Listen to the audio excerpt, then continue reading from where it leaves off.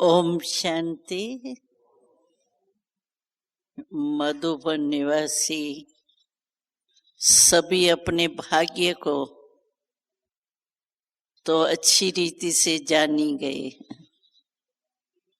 बाबा जब साकार में थे तो बाबा सिंधी शब्द बोलते थे। कहावत है कि जो चुल पर वो दिल पर। तो आप मधुबन के चुल माना अंगीठी, उस पर ही खाना खाते हैं ना, बना हुआ। तो कहावत है जो चुल पर होते हैं वो दिल पर होते। तो मधुबन निवासी दिल पर है बाबा के, ये तो नशा रहता है ना। और जो भी देखो मधुबन में फायदा कितना है। दूसरे आते हैं, वो मधुबन का लाभ उठा के जाते हैं और अपना अनुभव वर्णन करते हैं। हमने देखा है कि इस बारी ये जो भी वर्गों के डायलॉग हुए हैं उसमें सेवा का चांस दिया तो उनके अनुभव सुन करके हमें यही लगा कि चाहे वो कैसी भी आत्माएं हैं, भगवान को समझा नहीं समझा, लेकिन इतने तक तो जरूर समझते हैं कि इस स्थान का बहुत महत्व। क्यों कि डायरेक्ट भगवान यहाँ कर्म करने के लिए आते हैं, रहते थे।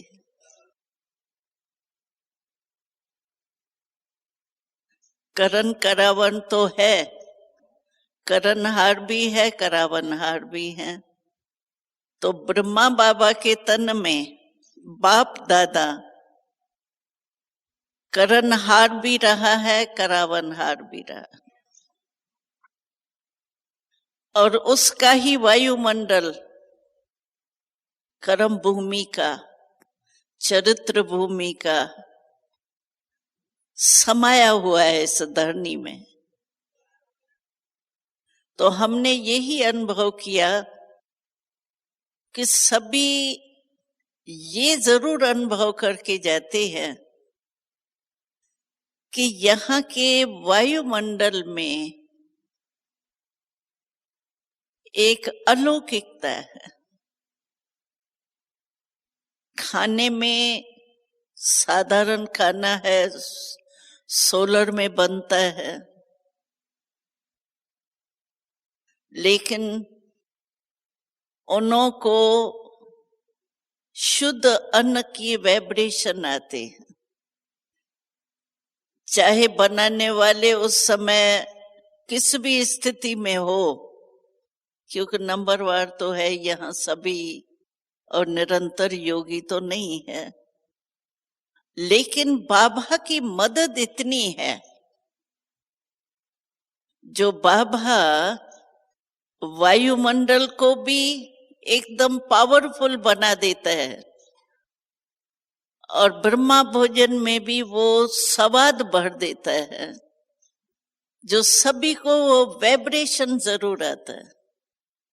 और अनुभव करती है कि यहाँ जो भी बातें आप कहते हो ना, हमें बहुत सहज लगती है, करना चाहिए। फिर घर जाते हैं तो वायुमंडल तो होता नहीं है, यहाँ वायुमंडल की मदद है।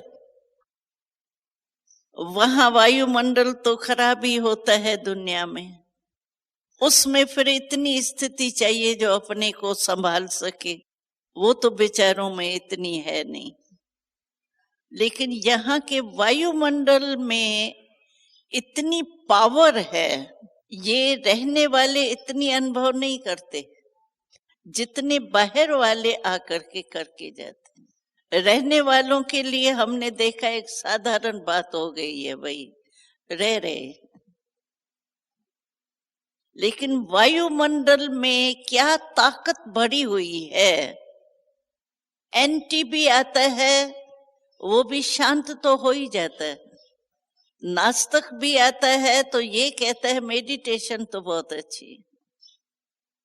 ये बाबा की कमाल है, जो बाबा वतन में बैठ कर के भी अनुभव कराता रहता है। लेकिन हम जो यहाँ रहने वाले हैं, उन्हों को इस धरनी के वायुमंडल का महत्व अनुभव में रहता है। ऐसे नहीं हो ना दूसरे आके लाभ उठा के जाए और हम साधारण ही रह जाएं। तो अपने भाग्य को बार बार मैं समझती हूँ दोहराना चाहिए। एक साधारण लाइफ हो गई है ना हमको, भाई जो ड्यूटी सुबह को उठे, अमृत वेले किया, वो भी हर एक का नंबरवार होगा, लेकिन विधि पूर्वक जो नियम है उस अनुसार तो करते ही होंगे। फिर काम काज में लग गए, दिन बीता, रात आ गई, सो गए। साधारण लाइफ तो नहीं समझते, क्योंकि साधारण लाइफ समझने से जो कमाई होनी चाहिए वो नहीं होगी। जैसे आज के भी मुरली में था ना, बाबा ने कहा जो यहाँ रहते हैं वो सतयुग में तो आएंगे ही। वो गेट पास तो हम सबको मिल गई है, लेकिन गेट पास से क्या होगा, सीट भी तो चाहिए ना। तो आज मुरली में भी बाबा ने कहा दास दासियां भी बनते हैं, वो अंदर रहेंगे। आज की मुरली में सारा स्पष्ट था। तो जितना हमको वायुमंडल का, मधुबन की या हॉस्पिटल भी यहाँ नजदीकी है, पालना तो फिर भी बाप दादा और दादियों की है, चाहे ज्ञान सरोवर है, लेकिन बाबा का स्थापन किया हुआ है और यहाँ नेचुरल है। सेवा कितनी अथक होती रहती है, एक दूसरे के पीछे सेवा होती रहती है। जैसे मंदिर होता है, मंदिर में वायुमंडल कैसे बनता है, क्योंकि सदा ही पूजा होती रहती है, सदा ही वो मूर्ति जो है वो स्थापन है ही। उनका वायुमंडल मंदिर में मनुष्य को कितना बदल देता है। तो ये तो चेतन मूर्तियों का मंदिर है, वो तो जड़ मूर्ति का मंदिर है। और यहाँ तो कितने चेतन मूर्तियां बैठी है। इसीलिए मधुबन या जो भी स्थान है हमारे, इनके वायुमंडल का लाभ लेना चाहिए। नंबरवार तो सब होंगे, बातें तो होंगी ही। बाबा ने भी कहा ना, सब थोड़ी राजा रानी बन जाएंगे, दास दासियां भी बहुत चाहिए ना वहां। तो कोई क्या, जितना पुरुषार्थ होगा उतना बनेंगे, सब तो राजा रानी नहीं बनेंगे ना। तो स्थिति भी तो यहाँ अभी से ऐसी होगी, तभी तो वहां भी नंबरवार बनेंगे ना। हम लोग कभी कभी सोचते हैं यहाँ मधुबन में भी ऐसा होता है, मधुबन में भी ये होता है, होगा ना यहाँ भी, क्योंकि यहाँ रहने वाले ही नंबरवार बनने हैं। तो उस हिसाब से हम देखें तो जितना हमको चांस है मधुबन निवासी बनने का, सेवादारी बनने का। सेवादारी भी काफी टाइम रहते हैं, कोई 3 मास, कोई 6 मास, कोई 1 साल, 3 साल सेवादारियों के लिस्ट में भी होते हैं। उस सेवा कहाँ कर रहे हैं, किस स्थान के सेवादारी है? वहां गुरुद्वारे में मिनिस्टर भी जाके सेवा करते हैं, झाड़ू लगाते। यानी धर्मी स्थान, धर्म के स्थान का इतना महत्व है। और ये तो परमात्मा स्थान है, वो तो गुरु नानक बैठा है वहां, ग्रंथ बैठा है। यहाँ तो डायरेक्ट भगवान की पालना मिल रही है, तो उस स्थान का महत्व कितना है। तो साधारण लाइफ नहीं हो हमारी। कई समझते हैं काम काज में बिजी रहते हैं ना, वायुमंडल में थोड़ा कभी किटकिट हो जाती है ना, तो उस पर अवस्था का फर्क होता है।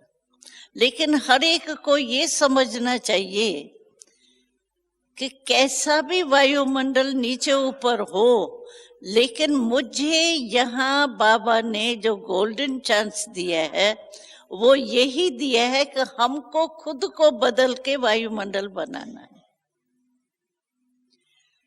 ये नहीं कि साधारण वायुमंडल के वश हम हो जाएं, वो तो दुनिया में भी आते हैं। नई बात क्या हुई? अभी दुनिया में जो भी दफ्तर वगैरह का वायुमंडल है, उसमें तो दुनिया वाले भी आ जाते हैं। अगर यहाँ रहते हुए भी हम वायुमंडल नीचे ऊपर के वाइब्रेशन वायुमंडल में आ गए, तो फर्क क्या हुआ? सेवा करते हैं, सेवा कोई बड़ी बात थोड़ी है। आज बिना सेवा के, जाप करने के कोई चल सकता है दुनिया में? यहाँ तो आराम है, कर्म तो करना ही है। लेकिन जैसे आज की मुरली थी कि कोई भी बाबा साफ दिल के ऊपर मुरली चलाई, सच्ची दिल, साफ दिल, छिपाना कुछ नहीं है। इतना 2-3 बारी बाबा ने कहा, अगर कोई भी कोई बात अपनी कमजोरी की छिपाता है, तो धीरे धीरे वो इस ब्राह्मण परिवार से ही छिप जाएगा। 2-3 बारी ये बाबा ने रिपीट किया। इसको बाबा का इशारा है साफ दिल। और साफ दिल के साथ बाबा पहले कहता है सच्ची दिल, सच्ची दिल और साफ दिल। और आपको अनुभव होगा, छिपाने से व्यर्थ संकल्प जरूर चलेगा, कितना भी आप योग लगाओ। लेकिन कोई भी बात आपने छिपाई, अपनी कमजोरी की बात छिपाएंगे ना, अच्छी बात तो अपना वर्णन नहीं करते हैं कोई भी। हमने ये किया, हमने ये किया, वो तो छिपाते नहीं है। लेकिन कमजोरी की बात जो है, वो समझो हमने छिपाई, तो हमारा कभी योग पावरफुल नहीं लगेगा। वो बात जरूर सामने आएंगी। तो आज जो बाबा ने सच्ची दिल, साफ दिल के ऊपर इशारा दिया, तो अपने आप से हमको पूछना चाहिए कि सचमुच मैं बाबा के आगे सच्ची दिल और साफ दिल हूं। कई बार ऐसा होता है, जैसे कोई भी बात हो गई ना, एक तो सुनाने में संकोच होता है, भाई मेरे लिए वायुमंडल बन जाएगा, ये है ये ऐसा, इसीलिए भी छिपाते हैं। और दूसरी बात क्या होगी, एक अलबेलापन भी आ जाता है, ये तो होता ही रहता है, मेरा हुआ तो क्या हुआ, इसीलिए भी अवॉइड कर देते हैं, अपने को आराम में रख देते हैं। ठीक है, क्या हुआ, बड़ी बात है ही नहीं, ये तो होता ही रहता है। अलबेलापन और दूसरा, एक समझो अपनी कमजोरी को स्पष्ट करने की हिम्मत नहीं होती। और हमने देखा है फॉरेन में जब हम अनुभव सुनते हैं बहनों के, स्टूडेंट्स के, तो वो उसमें साफ दिल बहुत होते हैं। ये छिपाने की आदत कम होती है उन्होंने। और जो वो अनुभव सुनाते हैं ना, ऐसे नहीं कि बाबा से वो कोई दूर रहते तो दूर ही है ना, लेकिन बाबा से इतना कनेक्शन उन्हों का है, जो कोई भी बात होगी ना वो बाबा के आगे रखेंगी जरूर, साफ। तो साफ दिल बाबा का स्लोगन है, साफ दिल मुराद हासिल। अगर साफ दिल नहीं है ना हमारी, तो मुराद माना सफलता हासिल नहीं हो सकती। तो साफ दिल वाले की मुराद हासिल माना सफलता बहुत सहज होती, नहीं तो सफलता कम होती। तो अपने आप से पूछना चाहिए ये कि मैं सचमुच जो भी मुरली चलती है, तो ये तो समझते हैं ना ये बाबा ने मेरे से बात की है कि जनरल मुरली चली है, दूसरे सेंटर वाले भी होंगे, उन्हों के लिए बाबा ने कहा होगा, हम तो है ही ठीक, ऐसे तो नहीं समझते। मेरे लिए बाबा ने ये बोला है, मेरे को इशारा दिया है। जब भी हम मुरली सुनते हैं, ये नहीं समझना चाहिए ये होता रहता है ना यहाँ, इसीलिए बाबा ने कहा है। अपने ऊपर ध्यान नहीं देंगे, कहेंगे हाँ ये समाचार हुआ था ना, इसीलिए बाबा ने ये मुरली चलाई है। या कहते हैं उस सीजन में कोई बातें होंगी ना, तभी बाबा ने ये मुरली चलाई। ये नहीं समझते कि ये मेरे लिए बाबा ने इशारा दिया है। चाहे पहले की मुरलियां है, लेकिन अभी किसके लिए ये मुरली है? अभी तो मेरे लिए है ना, पर्सनल। और मेरे से बाबा बात कर रहा है, तभी मुरली का मजा भी आता है। जनरल एक भाषण हो रहा है, उसमें और मेरे से बाबा बोल रहा है, उसमें कितना अंतर होता है। पर्सनल बात और जनरल बात में फर्क तो होता है ना। तो ऐसे स्मृति से अगर हमने मुरली सुनी आज की, तो हमको अपने दिल से पूछना चाहिए। कोई भी बात हम छिपाते हैं, अच्छा नुकसान किसको? बाबा को तो उसकी गरज है ही नहीं, बाबा क्या करेंगे? बाबा को ये चाहिए क्या? खिचराई है और क्या होगा? जो बात हम छिपाते हैं तो खिचराई छिपाएंगे, अच्छी बात तो छिपाएंगे ही नहीं। तो बाबा को क्या नुकसान है? लेकिन नुकसान अपने को ही होता है। वो बात चलती रहेंगी और मूड, उसी बात को छिपाने का मूड भी बदलता है। ये नहीं एक मूड नहीं बदलता है, पता पड़ जाता है मूड का, खुशी गायब हो जाती है। इसलिए आज के वरदान में क्या था? खुशी की बात थी। खुशी की गोली किसको खिला दो? हाँ जी, इंजेक्शन और गोली टिकी दे दो। तो पहले देने वाले पहले खुशी में होंगे, तभी तो किसको दूसरे को देंगे ना। सचमुच हमको ये खुशी रहती है कि भगवान, चलो कोई भी बातें हैं, मैं कहती हूँ 99 नहीं पुरुषार्थ कर रहे हैं, ढीले डाले हैं, खराबियां है, गुस्सा करते हैं या लड़ाई करते हैं या कुछ ऐसा काम करते हैं, लेकिन 99 खराब है। मैं अपने को तो ठीक कर सकती हूं ना, दूसरों को क्या करूंगी? दूसरे तो हमको चुराने आएंगे नहीं। या धर्मराजपुरी में हम कहें इसके कारण हम ऐसे हुए थे क्योंकि ऐसा मेरा संगी ऐसा था ना, इसके कारण मेरा हुआ। चलेगा ये? वहां चलेगा? नहीं चलेगा। क्योंकि बाबा ने ये स्लोगन हमको कितने बार याद दिलाया है, स्व परिवर्तन से विश्व परिवर्तन। मधुबन वालों सभी का परिवर्तन का हम नहीं सोच सकते हैं, स्व परिवर्तन सोचना है।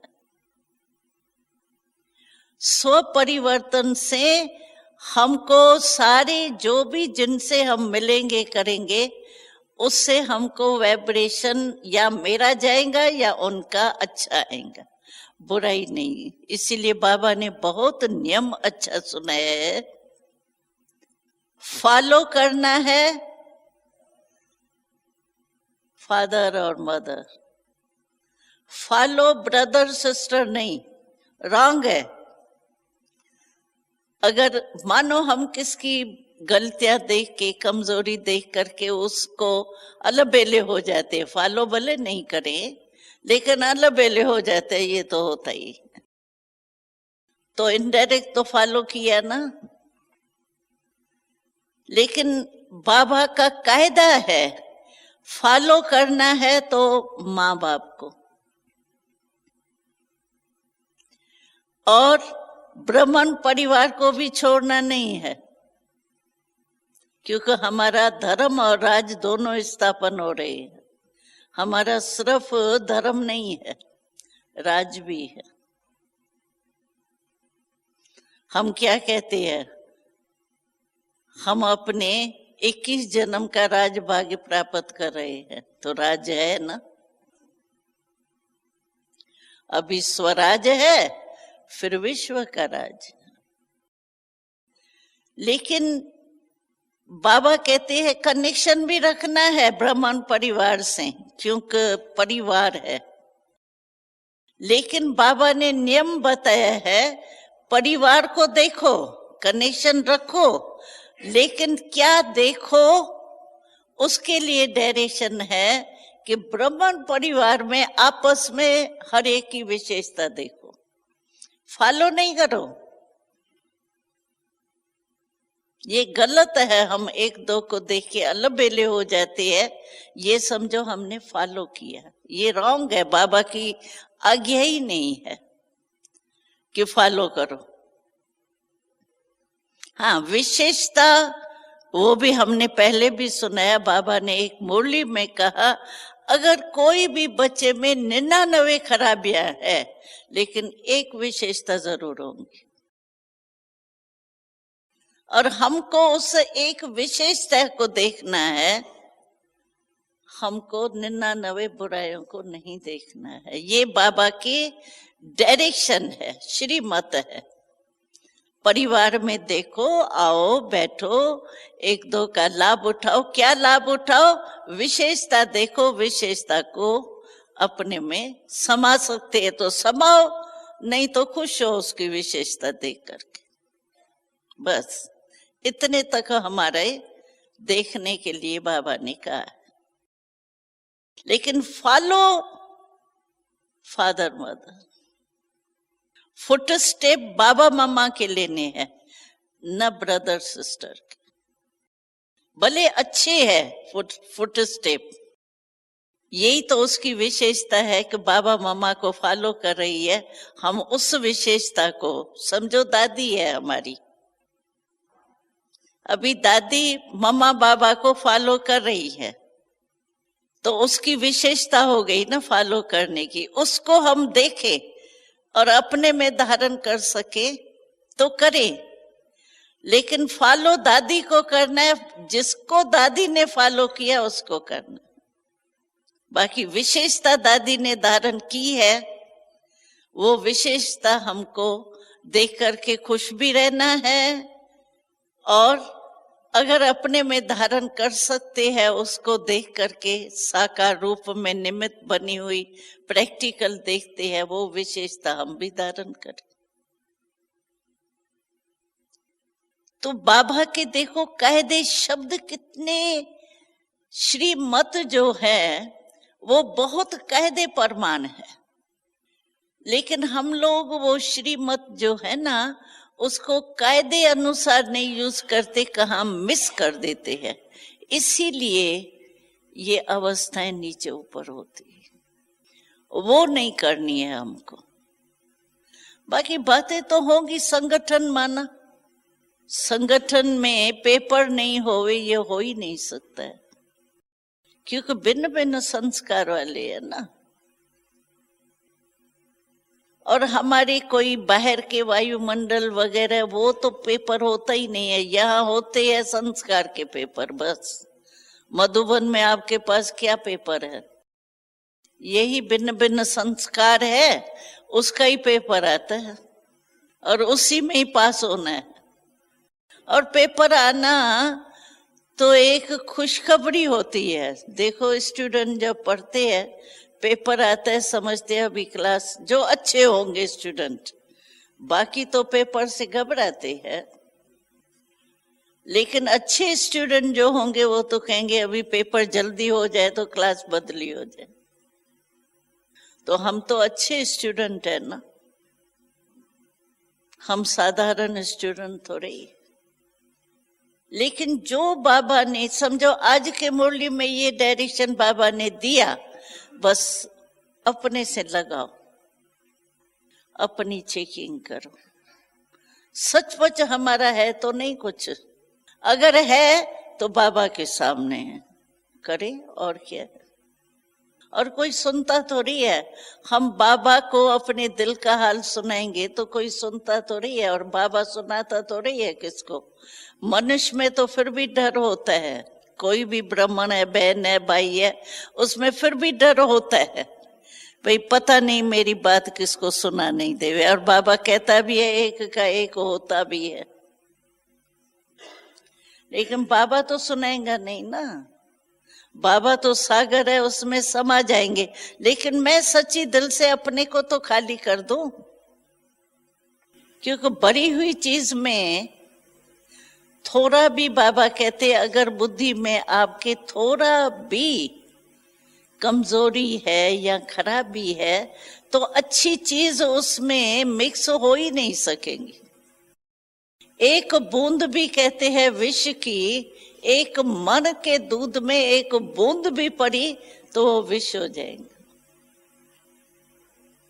बाबा कई बार कहते हैं बाबा बाबा मेरे दिल में समा जाओ। बाबा कहते पहले दिल तक तो देखो तो सही, बाबा के योग्य भी है।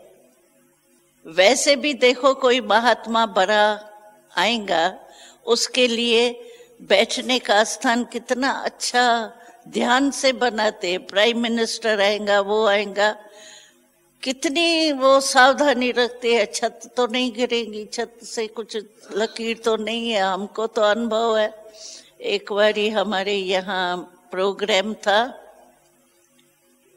और प्राइम मिनिस्टर आना था, इतनी बातें की जो बात मत पूछो। ये तो नहीं गिर जाएगा, वो तो नहीं। जगदीश भाई था, उसने कहा हमको करना जरूर है, कुछ भी हो हम खर्चा करके जाली लगा देंगे, लेकिन करेंगे जरूर। यानी रवाजी प्राइम मिनिस्टर, ये क्या बाबा के आगे तो वो कुछ भी नहीं है। तो हमारी दिल तख्त पर बाबा बैठे तो पहले हमारा दिल तख्त इतना स्वच्छ है, इतना योग्य है बाबा के, या हम भी दिल तख्त पर बैठे बाबा के तो हम भी ऐसे योग्य है। ऐसे थोड़ी है प्राइम मिनिस्टर के। हमको याद है ये राजाओं के महल जो है वो म्यूजियम बना देते हैं ना, तो एक बारी हम जयपुर में गए, वहां सोना सेट पड़ा हुआ था, दिखाने के लिए नहीं दिखाते, भाई ये राजाओं के दिनों में ये यहाँ बैठते थे, करते थे। तो एक छोटी सी कुमारी थी हमारे साथ, वो जाके वो सोने की कुर्सी थी ना, कहा ये बहुत अच्छी है, बहुत छोटी बच्ची थी बेचारी, वो जाके बैठ गई। तो फौरन ही वो गुस्सा करने आया। हमने कहा अरे छोटी सी लड़की है, राजा तो चला गया, अच्छा बैठ गई तो क्या कुछ हुआ क्या। लेकिन इतना ध्यान रखते हैं, यानी राजा के कुर्सी पर नहीं बैठ सकते, वो चला भी गया। तो आप सोचो, बाबा के दिल तख्त पर हमें बैठना है तो पहले हमारे में ऐसी योग्यता है, या हमारे दिल में बाबा समाया रहे तो हमारी दिल भी इतनी शुद्ध है, इतनी योग्य है। अगर योग्य नहीं है तो बाबा बैठेगा भी कैसे? बैठ ही नहीं सकता ना, आ ही नहीं सकता, समा ही नहीं सकता बाबा। कितनी भी कोशिश करो, बाबा आ जाओ मेरे दिल पर बैठ जाओ, बाबा आ जाओ, बाबा सुनेगा ही नहीं। क्योंकि वो बाबा, हम कहते हैं बाबा आओ, बाबा कहेगा बाबा तो बनाया नहीं है, सुनो क्यों? अगर कोई का बाप हो ही नहीं, बच्चा कहे बाबा, तो वो सुनेगा क्या? कहीं ऐसे कहते हैं, हम बाबा को बातें तो करते हैं लेकिन बाबा जवाब नहीं देता है, पता नहीं मेरे ऊपर नाराज है क्या है। क्यों नहीं सुनेगा? जब बाबा कहते हैं मेरे ऊपर बच्चे का अधिकार है पूरा, क्यों नहीं सुनेगा? पहले आप आत्म अभिमानी हो करके बात करते हो। आत्मा का बाप बाबा है, शरीर का नहीं है। और हम शरीर भान में रह करके कहते हैं बाबा ये बात है। बाबा क्यों सुनेगा? आत्मा की सुनेगा या शरीर की सुनेगा? आत्मा का बाप है ना बाबा, इसीलिए जवाब नहीं मिलेगा। और जवाब न मिलने के कारण ऐसा भी होता है, धीरे धीरे इंटरेस्ट खत्म हो जाता है, बाबा सुनता तो है ही नहीं। नास्तिक हुए क्यों? पहले द्वापर से तो भक्ति का वाइब्रेशन कितना था, लेकिन धीरे धीरे अभी नास्तिक क्यों हुए? क्योंकि याद रहती नहीं भगवान का। आत्म अभिमानी होकर के परमात्मा को याद करना, ये विधि तो आती नहीं है किसको। ऐसे ही हे भगवान कहते रहते, वो सुने क्यों? तो हमारे यहाँ भी ऐसे ही है। अगर हम बाबा से बात करते हैं तो आत्म अभिमानी होके करते हैं। अगर आत्म अभिमानी बन के नहीं करते हैं तो वो रिस्पॉन्स देगा ही नहीं, चाहे आप 100 बारी क्यों नहीं वो बात कह दो, वो सुनेगा ही नहीं। सुनेगा ही नहीं तो रिस्पॉन्स आपको क्या करेगा? इसीलिए हमको अपनी ये स्मृति पक्की रखनी चाहिए कि सचमुच यहाँ का जो फायदा उठाना चाहिए ना, हम समय को सफल कर रहे हैं। अच्छा, कोई भी ड्यूटी है तो जो ड्यूटी है वो भी कायदे मुजब कर रहे हैं या चला रहे हैं। होगी 2 घंटे की ड्यूटी, 1 घंटा करके बाकी बीच में चक्कर लगाते रहेंगे, ये भी तो बेवफाई है ना। समय बाबा ने दिया है, कर्मणा के भी 100 मार्क्स है। समझो कर्मणा में हम अपने ड्यूटी में ऐसे अलबेलापन करते हैं, थोड़ा किया, थोड़ा बात करके टाइम पास कर लिया, या कभी ऐसे मन नहीं कहा तो ऐसे चक्कर लगाता रहा, ऐसे शो कर दिया मैं ड्यूटी पर आया, तो वो भी रंग है। क्योंकि कर्मणा की मार्क्स हमारी कम हो जाएंगी। बाबा ने कहा है मन वाणी कर्म तीनों में 100 मार्क्स है।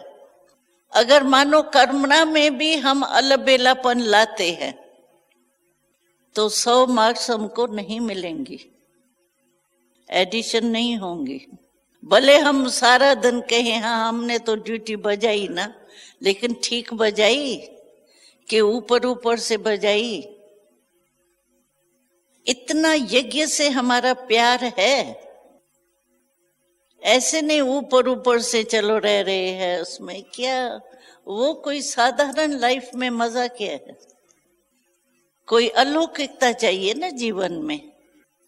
वो अलौकिकता तब होंगी जो बाबा श्रीमत देता है।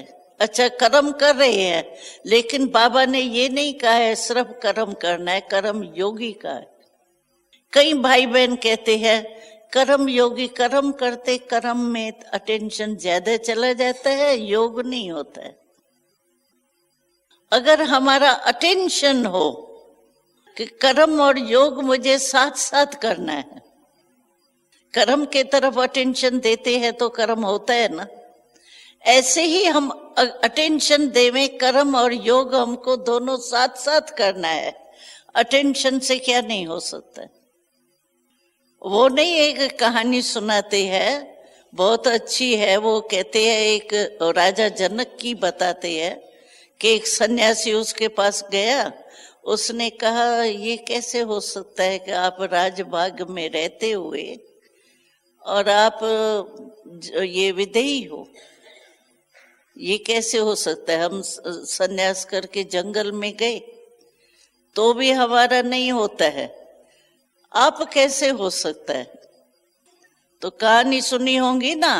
तो राजा ने उसको कहा चलो मैं आपको उत्तर देता हूं, लेकिन एक दीपक दिया और कहा सारा महल घूम के आओ। जब घूम के आया तो उसने पूछा भाई तुमने महल में क्या क्या देखा?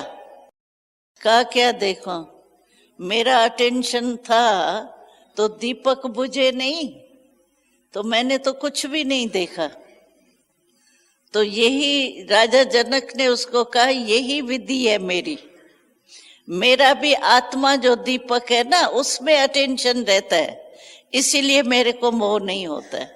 तुमने देखते हुए भी नहीं देखा ना, तो मैं रहते हुए भी नहीं रहता हूं, न्यारा हूं। तो जवाब दे दिया ना उसको। यानी वो कर सकता है, उसकी तो कहानी है, लेकिन है तो रियल कहानी हमारी ना। राजा जनक भी तो हम लोगों की कहानी है ना। चाहे हम कितना भी कर्म कर रहे हैं, लेकिन कर्म करते हुए अगर हमारा अटेंशन, उसका अटेंशन था ना दीपक में, और तो कुछ नहीं था ना। अटेंशन उस तरफ होने के कारण उसकी ममता नहीं गई। अगर हमारा योग के तरफ अटेंशन हो तो योग हमारा नहीं लगे, कर्म और योग साथ में नहीं हो, ये हो ही नहीं सकता है। लेकिन अटेंशन हमारा कर्म के तरफ ज्यादा चला जाता है, योग के तरफ कम होता। तो इसी आज के मुरली के ऊपर ध्यान देते हुए अपने को चेक करना अच्छी तरह से, और वायुमंडल का लाभ लेना। वायुमंडल से बहुत कुछ प्राप्त कर सकते हैं हम, मेहनत कम प्राप्ति ज्यादा। लेकिन वायुमंडल का लाभ लेना आवे। कर्म भूमि है बाबा की, तो उसमें पावर तो है ना। अच्छा, ओम शांति।